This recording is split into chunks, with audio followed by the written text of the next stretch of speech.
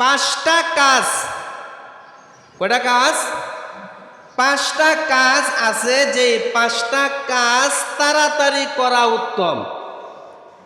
আমরা কাজ করি, কাজের ভাগ 2টা, একটা তাড়াতাড়ি করি, একটা আস্তে করি। এই কাজের মধ্যে 5টা কাজ আছে তাড়াতাড়ি, মানে খুব দ্রুত করা উত্তম। 5টা কাজ তাড়াতাড়ি করা উত্তম। এই উত্তম 5টা কাজ আপনার আমার মধ্যে থাকা দরকার। আমি আপনি যেন এই উত্তম 5টা কাজ করি। এই উত্তম 5টা কাজ কি? বলে 1 নাম্বার হলো, বাড়িতে যদি কোনো মেহমান আসে, কি আসে? মেহমান। বাড়িতে যদি মেহমান আসে, তাহলে দ্রুত মেহমানের কদর করা, মানে মেহমানদারি করা। আমাদের বাড়িতে মেহমান আসে না? মেহমান আসে। এই যে মেহমানটা আসলো, এই মেহমানের কদর করতে হবে, মেহমানদারি দ্রুত করতে হবে। মেহমান আইসা বৈশা রয়েছে ঘরের সামনে খাড়ায় রয়েছে, আপনি রাও করেন না, বেটারা বইতেও কর না, বেটার 1 গ্লাস পানিও দেন না, বেটার 1 সেমাইও দেন না। মেহমান আইছে, আপনি মেহমানকে অমূল্যায়ন করলেন। অথচ উচিত ছিল মেহমানটাকে আমি ঘরের ভিতরে নিয়ে বসাই, মেহমানের জন্য 1 গ্লাস পানির ব্যবস্থা করি, মেহমানের জন্য খাবারের ব্যবস্থা করি। এই কাজগুলো আমি দ্রুত করি, যেহেতু সে আমার বাড়ির মেহমান। যদি আপনার দুশ্মনও থাকে, যার সাথে আপনার ঝগড়া, ওই রকম কোনো ব্যক্তি যদি মেহমান হয়, তা আপনি মেজবান হিসাবে এই মেহমানদারি আপনাকে করা লাগবে, কারণ উনি মেহমান, আপনি মেজবান।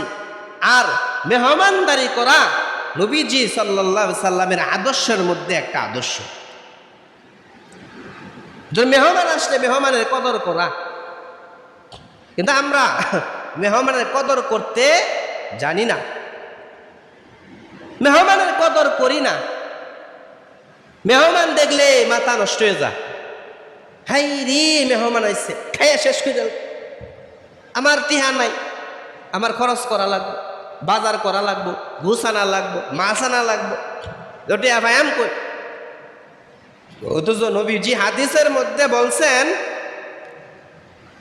যেই মেহমান আপনার বাড়িতে আসলো, ওই মেহমান তার নিজের রিজিক সে নিজে নিয়ে আসলো। তার নিজের রিজিক কি করলো? সে নিজে নিয়ে আসলো, আপনারটা খাওয়ার লাগে আসে নাই। আমরা যে বলি আমারটা সে খায়, মেহমানকে আমারটা খাওয়াইছি, ভুল কথা। মেহমানকে আপনি খাওয়াইলেন করতে, তার রিজিক একটা তারে খাওয়াইছেন, তার রিজিক সে নিয়ে আইছে, তারটা খাওয়াইছেন, তার উসিলাই আপনিও বালা খাইছেন। যদি মেহমান না আইতো, কথার কথা, আপনার হুমন্দির বউ আইছে, সুমন্দি আইছে, ও রান্না করতো না? বালা ভাগ শাক করতো না? করতো না? করবো। যে হুমন্দি, আরে হুমন্দির বউ যদি না আইতো, তো বাড়িওলি ঘুষও আইতো না, মুরগির রুষ্ট করতো না, ফায়াসও রানতো না, শ্যামাইও রানতো না, ফিটাও বসতো না। কেরে? মেহমান নাই। যেহেতু মেহমান আইছে, এজন্য এত সুন্দর আয়োজন করছি, মেহমানও খাইছে, আমিও খাইছি। এজন্য মেহমানদারি করা, মেহমান আসলে মেহমানদারি দ্রুত করা, দেরি না করা। আমাদের মুসলিম জাহানের, মুসলিম মিলাদের পিতা হলো ইব্রাহিম আলাইহিস সালাম। এই ইব্রাহিম খলিলুল্লাহ 4 জীবন দশায় মেহমান ছাড়া উনি খানা খাইতেন না। মেহমান ছাড়া খানা খাইতেন না। 3 ওয়াক্তের খাবারের সময় উনি মেহমান তালাশ করতেন, কারণ মেহমান ছাড়া খানা কেমনে খাই, মেহমান নিয়ে খাওয়া উত্তম, আমি মেহমান নিয়ে এই খামু। এজন্য উনি তালাশ করতেন মেহমান কোথায় পাওয়া যায়। মেহমান রাস্তাঘাটে মুসাফির থাকে, অনেক গরিব মানুষ থাকে, ওই সমস্ত মানুষকে দাওয়াত দিয়া বাড়ির মেহমান বানাইয়া তারে নিয়ে খানা খাইতেন ইব্রাহিম আলাইহিস সালাম। আর আমরা দাওয়াত দিয়া মেহমান আনি ঠিক, দাওয়াত দিয়া আনি ঠিক, আনার পিছনে খাতা লয়ে বইতে, মেহমান আন দিয়া আমি কি করি, খাতা লয়ে বইতে। এই যে মেহমানটার দাওয়াত দিলাম, দেখি হে কয়টিয়া দেয়, পরে আবার এই খাতা হিসাব মিলাই। হ্যাঁ, আমি তো মুখরে দাওয়াত দিছি, সে তো অনেক টিহার মালিক, 500 টিহা দিল, হাই হে, সামনের বছর তোমার কপালে দাওয়াত নাই। বইয়া বইয়া পরিকল্পনা। তুমি কমপক্ষে 2000 টিহা দেওয়ার কথা, তোমার যে অর্থ সম্পদ, তুমি দিছো মাত্র 500, সামনের বছর দাওয়াত পাইতা না। এই আমাদের দাওয়াতের হালত, মেহমানের মেজমানদারির হালত। আর ইব্রাহিম আলাইহিস সালাম মেহমান তালাশ করতেন, মেহমান নিয়ে খানা খাইতেন, টাকার আশায় না।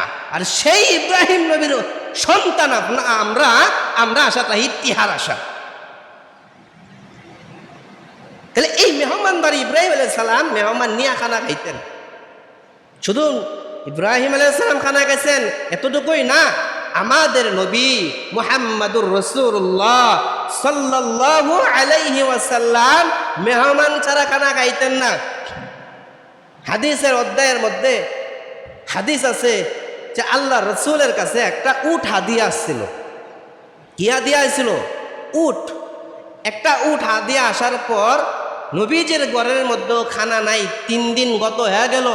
এর মধ্যে একটা উট আসলো, নবীজি উটটাকে জব দিলেন, দিয়া এর গুস্ত উনি বললেন বিবিদেরকে রান্না করো।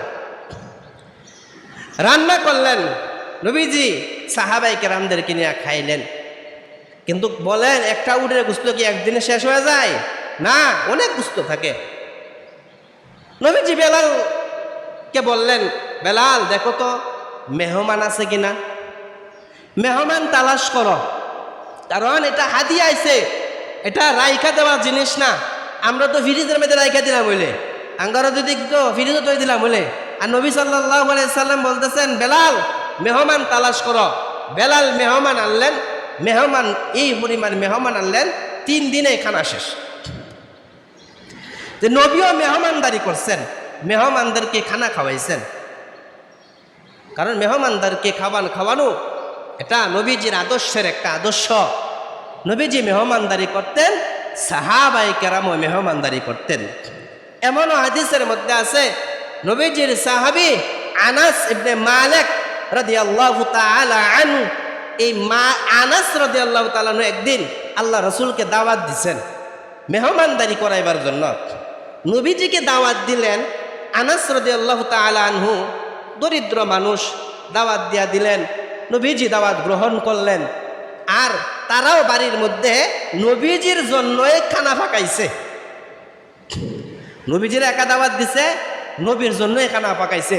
যেমন আমারে আপনারা মহল্লা থেকে এমনও হয়, শুধু আমারে দাওয়াত দেন, হুজুর আপনার দাওয়াত, একাই যায় দোয়া করি বাড়ির লোকজন লইয়া।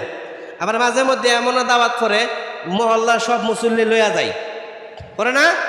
নবীজিকে একক দাওয়াত দিলেন, নবী একক দাওয়াত গ্রহণ করলেন। কিন্তু আনাস নবীর জন্য খানা পাকাইছে, এই দিক দিয়া নবীজি সাহাবীদেরকে বললেন, এ সাহাবী শোনো, আজকে আনাসের বাড়িতে আমাদের সবার দাওয়াত। সুবহানাল্লাহ। যখন বললেন আনাস তার বাড়িতে আমাদের সবার দাওয়াত, আনাস রাদিয়াল্লাহু তাআলা আনহু তো অবস্থা খারাপ। হাই হাই, দাওয়াত দিলাম একজন রে, খানা পাকাইলাম একজনের, নবী দিয়ে সবাই রে দাওয়াত দিয়ে দিল। আল্লাহর পয়গম্বর সমস্ত সাহাবীদেরকে লইয়া আনাসের বাড়ির দিকে রওনা হয়ে গেলেন। আনাসের বাড়ি চলে গেলেন। আনাস রাদিয়াল্লাহু তাআলা আনহু মনটা বারবার, আহারে আমার নবী সাহাবীদেরকে নিয়ে আমার বাড়ির মেহমান হয়ে গেছে, কিন্তু আমার ঘরে খানা কম, আজকে নাহি আমার মান সম্মান চলে যায়, আমি নাহি অপমানিত হয়ে যাই। তার মনটা খারাপ হয়ে গেছে। আল্লাহর নবী আনাসকে ডাক দিয়া কয়, আনাস কে খানা পাকাইছ? বলে আমি তো এই খানা পাকাইছি, গোস্ত বানাইছি, রুটি বানাইছি। আমার নবী বলে, রে আনাস, ওই গোস্তের বাটিটা আমার কাছে দিয়া দাও, আজকের মেজবানের দায়িত্ব আমার কাছে, আমি সবাইরে দিব। আল্লাহর নবী আনাসের কাছ থেকে বাটিটা নিয়া সমস্ত সাহাবীদেরকে গোস্ত বন্টন করেন। তরকারি দিতেছেন, রুটি দিতেছেন, সাহাবায়ে কেরাম খাওয়া দাওয়া করতেছেন। সমস্ত সাহাবীদের খানা খাওয়া শেষ। আল্লাহর পয়গম্বর বললেন, আনাস, এখন তোমার ফ্যামিলির যারা আছে তাদেরকে নিয়ে খানা খাওয়া শুরু করে দাও। আনাসকে যখন বাটিটা নবী দিয়া দিলেন, আনাস রাদিয়াল্লাহু তাআলা আনহু বাটির মুখটা খুইলা দেখে যেই পরিমাণ তরকারি গোস্ত দিছিল সেই পরিমাণ আছে, একটু তরকারি গোস্ত রুটি কমে নাই। আমার নবীর হাতের বরকত ওই সমস্ত সাহাবীদেরকে খানা খাওয়াই দিছে। এই যে মেহমানদারিটা নবী করলেন, সাহাবীরা করলেন, এই মেহমানদারিটা করা আপনার আমার জন্য সমস্ত কাজের মধ্যে খুব তাড়াতাড়ি করা উত্তম একটা কাজ হলো মেহমানদারি করা। 5টা কাজ উত্তম, তার মধ্যে একটা হলো মেহমানদারি করা। মেহমান আসলে মেহমানের কদর করা, সেটাই হোক আমার বোনের বাড়ির মেহমান, সেটাই হোক আমার শ্বশুর বাড়ির মেহমান, সেটা হোক আমার বাবার শ্বশুর বাড়ির মেহমান, সেটা হোক আমার ভাইয়ের শ্বশুর বাড়ির মেহমান, যেই মেহমানে হোক না কেন সেই মেহমানের কদর করা, মেজবান হিসাবে তাকে আপ্যায়ন করা খুব তাড়াতাড়ি, সে যেন কষ্ট না পায়।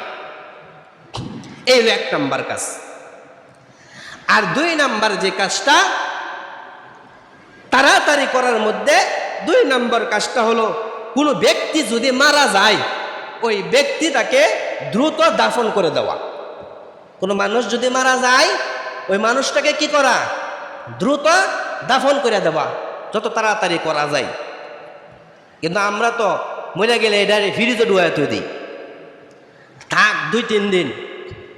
আমার তো উমুক ঘরে 22টায় তো চট্টগ্রাম আইতে 3 দিন লাগবো, 3 দিন ফ্রিজও থাক। অথচ নবীজি বললেন মানুষ মারা যাওয়ার সাথে সাথে দ্রুত তাকে দাফন করে ফেল। মানুষটা মারা যাওয়ার যত দ্রুত সম্ভব তাকে গোসল দিয়া দাও, তাকে সাদা কাপড় পরাইয়া দাও, আতর লাগাইয়া দাও, তার সুন্দর সাজে সাজায়া দাও। কিন্তু আমরা দেরি করি, আমরা বললেও মানতে চাই না। আমরা যদি বলি দ্রুত গোসল করাই এলান, বলে না এখন আরো পরে, জানাজা তো অনেক দেরি। আরে বাবা, জানাজা দেরি হয়েছে কি হয়েছে? মারা গেছে, দ্রুত গোসল করাইয়া দেন, কারণ সে তো নাফাক। নাফাক না? অনেক সময় মৃত্যুর সময় এমন হয় পায়খানা বাইর হয়ে যায়, প্রস্রাব বাইর হয়ে যায়, তা আপনি কি করেন? তার আগে দ্রুত গোসল করাইয়া দেন, সুন্দর কইরা কাফনের কাপড় পরাইয়া সুন্দরভাবে তারা সাজায়া দিবেন। সুন্দর সাজানোর পরে তাকে সবাই দেখবে, আহ কত সুন্দর মৃত্যু হয়েছে, কত সুন্দর চেহারাটা দেখা যায়। এই যে মানুষটা আইসা বলল তার সুন্দর দেখা যায়, তার চেহারাটা নুরানি হয়ে গেছে, গোসল দেওয়ার কারণে মৃত ব্যক্তির চেহারা উজ্জ্বল হয়ে যায়। এই যে সৌন্দর্য সবাই প্রকাশ করলো, সবাই বলল সুন্দর দেখা যায়। ফেরেশতারাও এই কথাটা শুনে, আর এই কথার উপরে ফেরেশতা সাক্ষী দেয়া বলে হ্যাঁ সে সুন্দর, আর সুন্দর শুধু সে নয়, তার আমলও সুন্দর বানায় দেয় আল্লাহ। কিন্তু আমরা তা করতে রাজি না। আমরা যদি মারা যায় সকাল 7টায়, গোসল দেবে 11টা, জানাজা পড়ে আসরের পর। কিন্তু আমাদেরও অনেক সময় আত্মীয় স্বজন দূরে থাকে, বিবেচনার ভিতরে নিজের আওতার ভিতর কতটুকু সময় রাইখা দাফন করলে সবচেয়ে সুন্দর হয়, এই অনুযায়ী দাফন কাফন করা। অনেক মানুষ রোগী থাকে, এমন অনেক মানুষ তাদের শরীর মানে পয়সা যায়, এমন রোগী মৃত্যু ব্যক্তি দেখছেন আপনারা? এমন অনেক মানুষ আছে তাদের শরীর কি হয় পছন্দ ধরে। এই যে কাউসারের নানা অসুস্থ না, তার নানাও আমি যতটুকু শুনছি যে পছন্দ ধরছে, বিছনায় পড়ে রয়েছে, প্রস্রাব পায়খানা করে, এজন্য কি হয়েছে ওটা ইনফেকশন করে, শরীরের চামড়া কি হয় ক্ষয় হয়ে যায়। তো এই যে ব্যক্তিটার শরীরের মধ্যে পছন্দ ধরলো, এটা একটা গন্ধ আছে না, পচা জিনিসের গন্ধ আছে না, তখন এইটা কি হয় গন্ধ বাইর হয়ে যায়। তা দেখেন আপনি যে রাইখা দিবেন, এটা পচা গন্ধ বাড়াইব, এটাতে উত্তম কাজ নয়। এজন্যই নবী বলেন কোনো ব্যক্তি মারা গেলে যত দ্রুত পারো তারা দাফন করে দাও। কেন? নবী অপর এক হাদিসের মধ্যে বলেন কেন তুমি দ্রুত দাফন করবা? বলে যদি লোকটা নেককার হয়, লোকটা যদি নেককার হয়, ইমানদার হয়, আল্লাহ ওয়ালা হয়, আল্লাহর প্রিয় বান্দা কিংবা বান্দি হয়, মৃত্যুর পর তার জন্য আল্লাহর জান্নাত অপেক্ষায় থাকে। সুবহানাল্লাহ। তার জন্য আল্লাহর জান্নাত অপেক্ষায়। ওই নেককার বান্দাকে জান্নাত থেকে ডাক দেয়, ইয়া আইয়াতুহান নাফসুল মুতমাইন্নাহ, ইরজিই ইলা রাব্বিকি রাদিয়াতাম মারদিয়া ফাদখুলি ফি ইবাদি ওয়াদখুলি জান্নাতি। মানুষটা যখন মারা যায় তাকে ওই জান্নাত থেকে ডাক দেয়, ও সুন্দর আত্মা, ও সুন্দর পবিত্র আত্মা, তুমি তাড়াতাড়ি আমার জান্নাতের মধ্যে চলে আসো। ওই নেককার বান্দাটাকে জান্নাত থেকে ডাক দেয়, আর ওই মধ্যটা ওই রূহটা আল্লাহর কাছে বলে, আল্লাহ আমার দ্রুত দাফনের ব্যবস্থা কেমনে হয়? কিন্তু মানুষ ওই জিনিসটা শুনে না, যার কারণে দ্রুত দাফন করে না। নেককার বান্দা তার মনের আশা ওই যে জান্নাত আমার ডাক দেয়, ফাদখুলি ফি ইবাদি ওয়াদখুলি জান্নাতি, আমার জান্নাত ডাক দিতেছে, আমারে তোমরা দ্রুত দাফন করিয়া দাও, তাড়াতাড়ি কবরের মধ্যে নামায়া দাও। আমারে কবরে তো নামাও নাই, বরং আমারে তোমরা জান্নাতের বাগানের মধ্যে রাইখাইছ। এজন্য মানুষ মারা যাওয়ার পর দ্রুত দাফন করে দেওয়া। যদি নেককার হয় তার জন্য জান্নাত অপেক্ষা থাকে, কবর তার জন্য জান্নাতের বাগান হয়ে যায়। আর যদি নাফরমান হয়, নাফরমানের জন্য ওই কবরটা জাহান্নামের গর্ত হয়ে যায়। বেনামাজের জন্য জাহান্নামের গর্ত হয়ে যায়। সুদখোরের জন্য কবর জাহান্নামের গর্ত হয়ে যায়। সুকুল বুঝি করে মানুষকে কষ্ট দেয়, নাফরমান গুনাহগার দুর্নীতিবাজ চাঁদাবাজ, তার জন্য এই কবরটা জাহান্নামের গর্ত হয়ে থাকে। ওই কবরটা তার জন্য আগুনের গর্ত থাকে। ওই কবরের মধ্যে সাপ থাকে, ওই কবরের মধ্যে জাহান্নামের বিছানা থাকে। ওই নাফরমান তাকেও যেন দ্রুত দাফন করে দেওয়া হয়, আল্লাহর আযাব আর গজব যেন তারে দ্রুত ধরে ফেলে। কারণ দুনিয়ার জমিনে এসে আল্লাহকে ডাকে নাই, আল্লাহর গোলামি করে নাই, আল্লাহর ইবাদত করে নাই, এই শাস্তি অনুযায়ী তাকে দ্রুত কবরের মধ্যে দাফন করে দেওয়া দরকার। এজন্য নবী বললেন যে দ্রুত দাফন করো। নেককার হইলে তারে দ্রুত সে যাইতে চাই কবরে, আর গুনাহগার হইলে তারে আযাবে দ্রুত দিয়া দাও। এজন্য যখন মানুষ মারা যায় ওই মানুষের দাফন কাফন দ্রুত করা, এই হলো 2 নাম্বার কাজ, উত্তম যে কাজ। 3 নাম্বার হলো কোনো বাবার ছেলে সন্তান অথবা মেয়ে সন্তান যদি উপযুক্ত থাকে, উপযুক্ত বুঝেন, সামর্থ্যবান ছেলে, বিয়ার উপযুক্ত, বিয়া করাইবার মতন বয়স হয়েছে, মেয়েরে বিয়া দেওয়ার মতন বয়স হয়েছে, ওই মেয়েটারে দ্রুত বিয়া দাও, তাড়াতাড়ি বিবাহ দেওয়া উত্তম। না আমাদের সমাজে আমরা মেয়ে গড় রাখতে রাখতে 22, 23, 26, 30 বছর পর্যন্ত হয়, কিন্তু তারে বিয়া দেয় না। তো কেড়ে দেয় না? উপযুক্ত ছেলে হন পর্যন্ত পাইছি না, 30 বছরও পাইছো না, 60 বছর আর পাওয়া যাইতো না। ছেলেটা উপযুক্ত, গুনাহ করতেছে, মোবাইলের মাধ্যমে গুনাহ করে, কত অনর্থক জায়গায় যায় গুনাহ করে।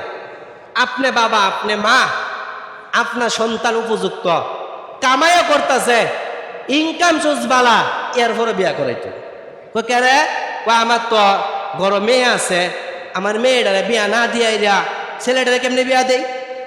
আরে বাবা, আপনার মেয়ের সাথে তো ছেলের কথা না, মেয়ের সাথে ছেলের কথা, হ্যাঁ? মেয়ের আগে বিয়া দেওয়া লাগবো, পরে ছেলেরে বিয়া দিব, এরকম কথা আছে ইসলামে? আপনার ছেলে বড় উপযুক্ত, তারে দ্রুত বিয়া দেন। উপযুক্ত ছেলে অথবা মেয়েকে দ্রুত বিবাহ দাও, তাড়াতাড়ি দাও, তাড়াতাড়ি দেওয়া উত্তম। কারণ এই মেয়েটা আপনার ঘরে তাইকা যদি কোনো গুনাহ করে, কোনো পর পুরুষের সাথে কথা বলে, কোনো পর পুরুষের সাথে যদি মিলামিশা করে, এই যে একটা গুনাহ হয়, মিলামিশা করব, কথা কইব, অবৈধ সম্পর্ক রাখবো, পয়লা বৈশাখে ঘুরতে যাইব, তেরমুনি ব্রিজ, বলেন সব হইব? হয় না, এ সব হইব? হ্যাঁ, সব হইব? তাহলে আপনার মেয়েটা ঘোরাফেরা করব, আরেক বেড়া এরা চিনুই না, হেলারা আঙ্গুল ধরে ধরে আটতেছে, গুনাহ হইতেছে না? আপনার উপযুক্ত মেয়ের বয়স হয়েছে, বিয়া দেন না, হ্যাঁ নিজেরটা নিজে খুঁজছে, আর ঘুরতে ঘুরতে পরে কয়দিন পরে দেখা যায় কমে তো হেঁটে বলা ভান, এমন ঘটনা ঘটছে না? সোশ্যাল মিডিয়ায় দেখেন না? কয়দিন পরে দেখে মেয়ের ভেটে উলাফান, কই সর্বনাশ আলাপ, ওর পর্যন্ত বিয়াও দিলাম না, এই কাম হইল কুম্বালা। হ্যাঁ, এই যে আপনার মেয়েটা বিয়ার আগেই সে গর্ভবতী হয়ে গেল গা, অপর ছেলের সাথে ঘোরাফেরা করলো, অপর ছেলের সাথে আলোচনা করলো, মিলামেশা করলো, বলেন এই যে গুনাহটা আপনারাই বললেন গুনাহ, এই গুনাহটা ওই মেয়ের অ্যাকাউন্টে যাওয়ার আগে আপনি বাবা, আপনি মা তার অ্যাকাউন্টে আগে দিব। কার অ্যাকাউন্টে? কি কথা বলতেছেন? দেন কি কইছে শুনছই না? আচ্ছা, আলাপ আলাপ শেষ হয়েছে। এই সুজন মেয়ে, আলাপ শেষ হয়েছে। আলাপ করেন না, আলাপ করেন না, কথা বয়ানের সময় কথা সময় এই আলাপ করেন না, আলাপ করলে সমস্যা হয় আমার। তাহলে এই যে উপযুক্ত মেয়েটা যে গুনাহটা করলো, আপনার ছেলেটা যে গুনাহটা করলো, এই সমস্ত গুনাহ আপনার অ্যাকাউন্টে জমা। কেন? আপনি তার বয়স, যৌবন আছে, সামর্থ্য আছে, আপনার বাবারও সামর্থ্য আছে, এরপরে ছেলেটারে মেয়েটারে বিবাহ দিলেন না, ছেলেটারে বিবাহ করাইলেন না। এই না করানোর কারণে যে সমস্ত গুনাহ হয়েছে, সমস্ত গুনাহ আপনার অ্যাকাউন্টে জমা হয়েছে। কাল হাসরের ময়দানে যখন এই ছেলেটারে মেয়েটারে আল্লাহ তাআলা জিজ্ঞেস করবেন, এই তুই এগুলো কসস করে, এই বেড়ি তুই আঙ্গুল ধরে তের মনে বিরুদ্ধে আড়াআড়ি কসস করে, তবে এটা আমার দোষ না, তো কার দোষ? ওইটা আমার বাপের দোষ। কার দোষ? আমার বাপের দোষ। ডা হইব, এই বাপকে ডায়ো, হ্যাঁ আমি আছি, তোমার দোষ বলে তোমার মাইয়া কয়, আমার দোষ কেমনে? তারে তো বোরা কিনা দিছি, তারে তো আমি 3 পিস কিনা দিছি, মার্কেটের এই যত মেকআপ লাগে সব কিনা দিছি, আমার দোষই তো কেমনে? তখন তার মেয়েটা আল্লাহর সামনে আল্লাহকে বলবে, আল্লাহ আমার উপযুক্ত বয়স ছিল, আমার স্বামী প্রয়োজন ছিল, আমার স্বামী রাখার মতন ক্ষমতাও ছিল, এর বড় এ আমার বাবা হয়তো তার নিজের স্বার্থের জন্য আমারে বিবাহ দেয় নাই, আর না দেওয়ার কারণে শয়তানে দুকায় পড়ে আমি এই তেরি মনের বিরুদ্ধে আরেকবার আঙ্গুল ধরে আসছিলাম, এমনি কয়ে দিব। হাদিসের ভাষায় এইভাবে আপনার ব্যাপারে আপনার সন্তান আল্লাহর কাছে নালিশ দিব। তখন এই মেয়েটা আর ছেলেটা, এই উপযুক্ত ছেলে মেয়েটার বিবাহ না করানোর কারণে যে সমস্ত জিনা অন্যায় গুনাহ করছে, এই গুনাহের কারণে সে জাহান্নামী হবে। আর এই জাহান্নামে যাওয়ার আগে বাপ আর মার গারো ফাড়া দিয়া যাইব, আরে বাপ আর মারের লগে টাইনা হেসায়া জাহান্নামে নিয়ে দেবে সন্তান। নাউজুবিল্লাহি মিন যালিক। আপনি আলা বুঝেন আপনার সন্তান উপযুক্ত, আপনার সন্তানকে বিবাহ করাইবেন কি করাইবেন না, আপনার মেয়েটা উপযুক্ত, আপনি বিবাহ দিবেন কি দিবেন না।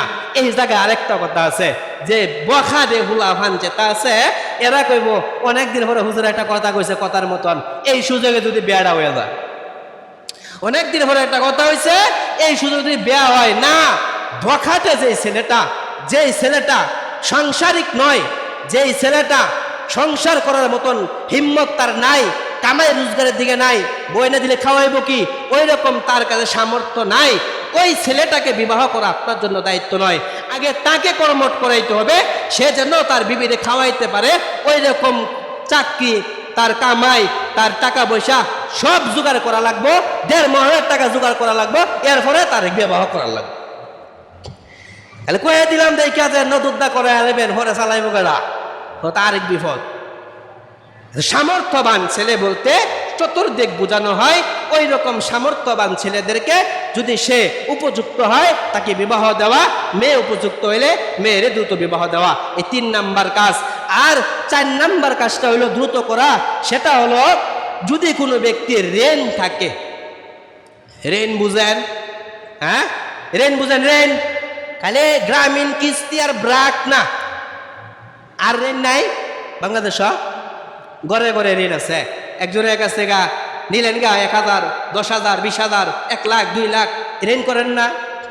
এই যে ঋণটা করলেন, দোকানে 1 কাপ চা খাইয়া কইলেন, এই বাতিজা, হ্যাঁ আইতাছি কইয়া 3 সপ্তাহ গেছে গা। কয় সপ্তাহ?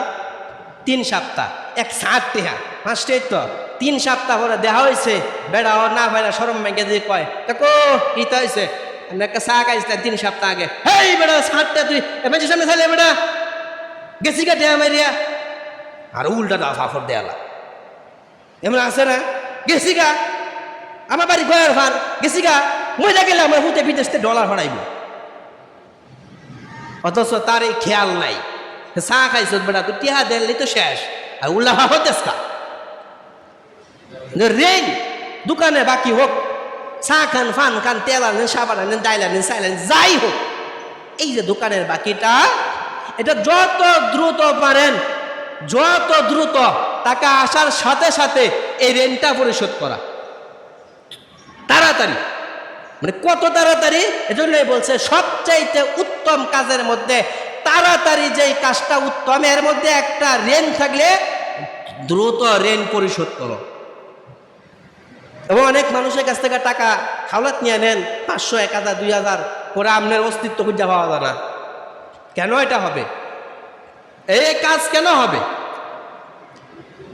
আপনার কাছে আপনি টাকা নিছেন, এটা আপনি ও পাওনাদার, সে যদি আপনাকে রাস্তায় ধরে অপমানও করে, সে করতেই পারে, স্বাভাবিক, আপনার কাছে সে পায়, আর অপমান করলেও আপনি রাগ হয়ে যান তখন। এজন্য ঋণগ্রস্ত ব্যক্তি তার ঋণ দ্রুত পরিশোধ করে দিবে, দ্রুত। আজকেও যদি কারো ঋণ থাকে, আজকের জুমার পরেও যদি কারো ঋণ থাকে, যদি ঘরের মধ্যে টাকা থাকে, চেষ্টা করবেন আজকেই যেন তার ঋণটা আমি পরিশোধ করতে পারি, আজকে তার ঋণটা আমি পরিশোধ করে দেব। তারা আমি ঋণের বোঝা রাখতে চাই না, ঋণের বোঝা বড় মারাত্মক। এজন্য ঋণগ্রস্ত ব্যক্তি দ্রুত সে ঋণ পরিশোধ করবে।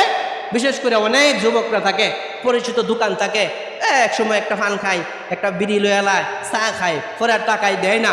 না, এই কাজ করা যাবে না, এই কাজ করেন না, পাওয়া দৈরা কই, এটা করেন না, খুব মারাত্মক, খুব বুড়ার কাজ। এটা এমনও হতে পারে একটা চার কারণে আপনি জাহান্নামে যেতে পারেন। এজন্য এই সমস্ত ছোট ছোট যে বিষয়, চা, পান, সিগারেট, এই সমস্ত টাকা ঋণগুলো সাথে সাথে পরিশোধ করে দিবেন। টাকা না থাকলে ওই ব্যক্তিরে বলবেন, ভাই আমি আজকে আপনার কাছ থেকে বাকি নিচে, ঠিক, তবে যদি 1-2 দিন গত হয়ে যায়, আমার স্মরণে না থাকে, আপনি আমার কাছে চাইবেন যে কাজটা আমি করি। আমি আপনাদের মসজিদের ইমাম, আমারও তো মাঝে মধ্যে টাকা থাকে না, আনি। এই যে আপনার ছাত্রা দোকান থেকে আনলে আমি তারে বলি, জনেরও বলি যে আপনার কাছ থেকে নিছি, আমার যদি খেয়াল না থাকে, আপনি আমার কাছে 100 লোকের সামনে চাইবেন যে হুজুর আপনার কাছে 50 টাকা পাইতাম, আমি দিতে ইচ্ছুক, কোনো রাগ নাই, কারণ আপনি পাওনাদার। আমার মনে না থাকলে স্মরণ করায় দিবেন, রাগ হওয়ার কিছু নাই। যার দোকানে খান তারে মাঝে মধ্যে যায় বলবেন কৌশল যে ভাই আমার কাছে টাকা টাকা হয়নি। যার দোকানে বেশি বসেন, যে কোনো টাকা টোকা পাইবে কিনা হয়তো আপনার মনে নাই, তার মনে থাকতারে, তাহলে হ্যাঁ বলবো, পাইতাম 20 টাকা দিয়ে দিবেন, রাগ নাই। এজন্য ঋণ থাকলে ঋণ পরিশোধ করবেন। আর 5 নাম্বার যেই কাজটা, যদি গুনাহ হয় সাথে সাথে যত তাড়াতাড়ি দ্রুত তওবা করা যায় দ্রুত তওবা করবেন।